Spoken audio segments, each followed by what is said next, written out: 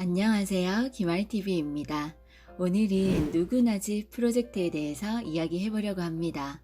이미 들어보신 분들도 계시고 처음 들으시는 분들도 계실 텐데요. 요즘 집값이 오를 대로 오르고 투기로 인해 대출도 규제돼서 내 집 마련하는 일이 어려워지고 있습니다. 그래서 특히 신혼부부나 청년 등 젊은 세대들은 엄두조차 나지 않는 상황인데요. 이러한 상황에서 최근 민주당의 송영길 의원이 발의한 누구나 집 프로젝트는 주택 가격의 10%만 지불하더라도 누구나 집을 가질 수 있다는 취지에서 누구나 집 프로젝트입니다. 이 정책은 한마디로 초기의 집 가격의 6에서 16% 정도만 지불하면 내 집이 되는 겁니다. 집값의 6에서 16%를 내고 10년간 임대료와 원리금을 납부한 후에 분양으로 전환을 하는 제도입니다. 말만 들어도 무주택자분들에게는 너무 좋은 제도인데요. 하지만 이를 두고 엇갈리는 의견들이 많습니다. 지금부터 차근차근 자세히 정리해 드리고 득과 실에 대해서 알아보겠습니다. 누구나 집 프로젝트는 누구나 사람답게 살 수 있는 주거 공간을 만들기 위해서 나왔습니다. 그리고 주거 속의 소비와 공유 경제를 통해 일자리 창출까지 가능하게 만드는 주거의 패러다임을 바꾸는 신개념 주택 사업이라 할 수 있습니다. 일자리 주는 아파트 보셨나요? 일자리 창출은 영상 중간쯤에서 자세히 다루겠습니다. 요즘 집이 없어서 집을 못 사는 사람은 없습니다. 집은 많습니다. 오히려 공급 과잉이라 할 정도로 주거 공간은 많지만 집을 못 사는 이유는 너무 많이 오른 집값 때문인데요. 1억, 2억이 그냥 올라가니 감당이 불감당입니다. 그리고 담보가 없는 경우도 많아서 많은 금액을 대출받기도 어렵고요. 신용 점수가 좋지 못할 경우에는 대출 시 높은 이자도 부담입니다. 그래서 비싼 집값, 대출의 어려움, 높은 이자의 벽 때문에 내 집 마련을 포기하는 분들을 위해 나온 정책입니다. 누구나 집은 집값의 6에서 16%만 내면 입주해서 살 수 있습니다. 초기에 집값의 6에서 16%만 내면 임대를 해주는데요. 10년간 시세의 80에서 85% 수준의 임대료를 내면서 10년 의무 거주하도록 한 뒤 최초 입주 시 확정된 분양가로 분양받을 수 있는 권리를 주는 제도입니다. 이때 집값은 초기 분양가입니다. 즉, 현재 현존하는 공공임대사업과 비슷하죠. 다른 점은 입주 시 초기 분양가로 매입이 가능하다는 점이 다릅니다. 10년은 임대로 살고 나중에는 10년 전 분양 가격으로 집을 살 수 있도록 권리를 확보해 준다는 말입니다. 자금의 여유가 안 된다면 계속 임대인의 상태로 누리셔도 됩니다. 집을 사고 안 사고는 의무조항이 아니라 옵션입니다. 집값이 떨어지면 안 사면 되는 거고, 집값이 오르면 10년 거주한 사람에게 권리를 행사할 수 있도록 기회를 주는 거죠. 이해되시나요? 예를 들어 분양가가 5억이면 초기에 집값의 10%인 5천만 원만 내면 되고요. 시세의 80에서 85% 수준의 월세로 이때 월세는 상한선이 있습니다.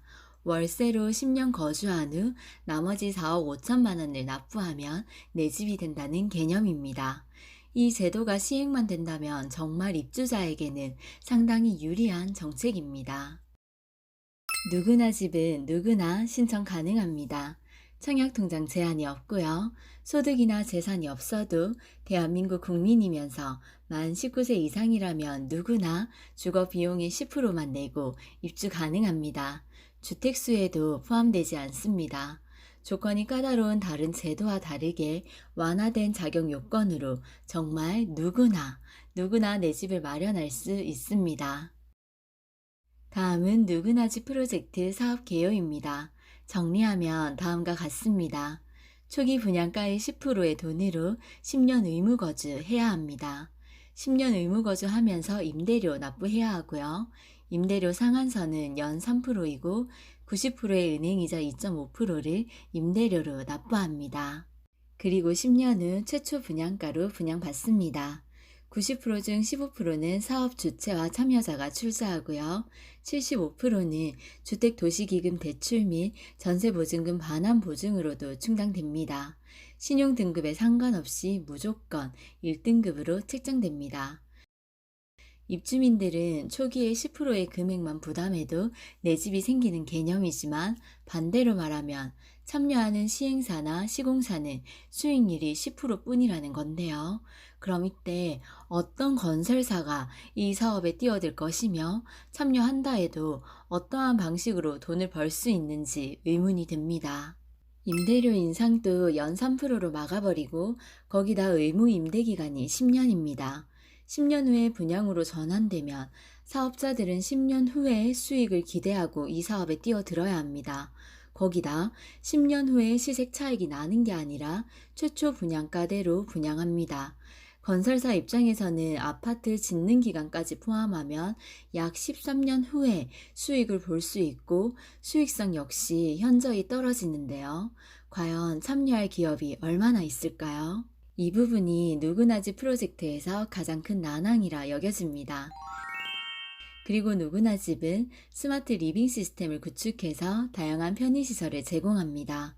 케이터링 프로그램, 카쉐어링 서비스, 헬스케어 서비스, 반려동물 케어 시스템, 세탁 클린 서비스, 육아 돌봄 서비스까지 누구나집은 복합문화센터처럼 아파트 지하 공간에 이러한 모든 생활 편의 서비스를 제공해서 여성의 가사와 육아에 도움이 되려고 합니다.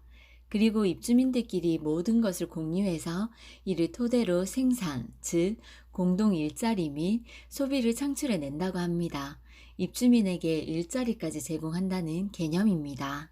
그리고 이러한 생활 편의 서비스를 제공하는 시너지 센터에서 소비를 하면 사용 금액의 10%를 포인트로 돌려줍니다. 이렇게 적립된 포인트는 사용처에서 사용을 하거나 또는 아파트 관리비로 납부할 수 있어서 주거비를 낮출 수 있습니다. 와, 이렇게 포인트를 모아 관리비까지 납부할 수 있다니 일석이조네요. 소비가 곧 생산이 되고 생산이 곧 소비가 되는 게 스마트 리빙 시스템입니다. 방금 보셨듯이 사업 개요가 정말 멋집니다. 이렇게 계획한 대로 누구나집 프로젝트가 이상적으로 이뤄지면 좋겠는데요. 제가 우려가 되는 부분은요. 만약 집값이 떨어지는 경우입니다. 집값이 떨어질 경우 누가 책임지죠? 시행사가 무조건 책임져야 하나요? 그리고 두 번째, 신용등급 상관없이 무조건 1등급 부여해 주는데요. 임대료를 감당하지 못하는 사람들이 생기면 그땐 어떡하죠? 그리고 세 번째, 입주민들끼리의 공유 경제 창출이라는 아이디어는 너무 좋습니다. 잘 이루어진다면 한 단계 더 발전하는 주거 생활이 되겠지만 틀을 잡아가는데 어려움이 많아 보입니다. 그리고 네 번째, 재산세와 종부세는 어떻게 되죠? 그리고 다섯 번째, 만일 10년 의무 거주를 못하게 될 상황이면 어떻게 되는 걸까요? 이렇게 여러 가지 면에서 다듬어야 될 부분이 많은 누구나집 프로젝트는 시범 사업 부지를 6개 지역 발표했습니다. 인천시 검단지구, 안산시 반월 시와 청년 커뮤니티 주거단지, 화성시 능동지구, 의왕시 초평지구, 파주시 운정지구, 시흥시 시와 MTV로 총 6군데로 1만 785가구가 공급될 계획입니다. 인천이 가장 큰 규모로 4,225가구이고요. 시흥도 3,300가구로 규모가 꽤 큰 편입니다. 자, 그럼 이렇게 시범 부지까지 발표가 된 상황에서 우리가 주목해야 될 점은요.